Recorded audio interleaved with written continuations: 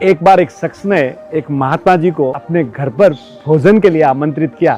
उनको drawing room में बिठाया और भोजन की व्यवस्था करने निकल गए। महात्मा जी आए, महात्मा जी ने प्रसादी ली और आशीर्वाद दिया और चले गए। इतनी देर में उनका बेटा आया और बोला, पिताजी कौन आए थे? बोले, महात्मा जी आए थे।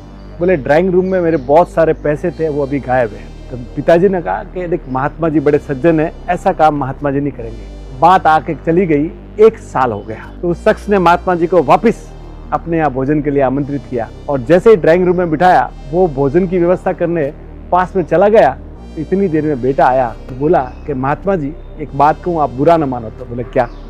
बोले, पिछले साल जब आप आए थे ना, आपके जाने के बाद मेरे बहुत सारे पैसे नहीं मिल रहे। मैं आपको छोड़ नहीं कह रहा हूँ, पर बस है सो बात है, आप नाराज मत होइए। तो महात्मा जी उसकी बात सुने और रोने लग गए। इतने में वो शख्स आया और जब उसको सारी बात पता लगी तो उसने बोला कि मैंने तुझे बोला था ना, तूने महात्मा जी को क्यों ऐसा बोल दिया? और बोला कि महात्मा जी, मैं माफ़ी मांगता हूँ, मेरे बच्चे से गलती हो गई।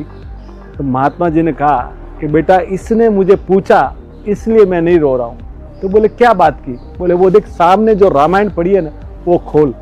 और जैसे ही वो बाप बेटे ने रामायण खोली, रामायण के अंदर पूरे के पूरे पैसे पड़े थे। तो बोले, जिस दिन मैं आया था ना, आपके पैसे यहाँ बिखरे उड़ रहे थे, तो मैंने सब पैसे इकट्ठा करके आपके वो सामने वाली रामायण के अंदर रख दिए कि जब सुबह सवेर शाम जब भी आप रामायण खोलोगे तो आपके सामने आपके पूरे पैसे मिल जाएंगे।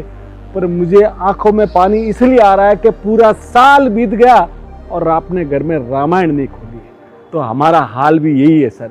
हमारे मित्र है विशाल भाई, सुहाना मसाला वाले, जो बड़े आध्यात्मिक है। तो वो बड़ी शानदार बात कहते हैं कि शांति भाई, समय ऐसा आ गया है कि हम धर्म मानने वाले बहुत हो गए, धर्म निभाने वाले कम हो गए। हम सुबह उठकर दिन में 500 बार मोबाइल जरूर खोलते हैं, पर महीनों बीत जाते हैं घर में अच्छी भगवान की किताब खोले हुए।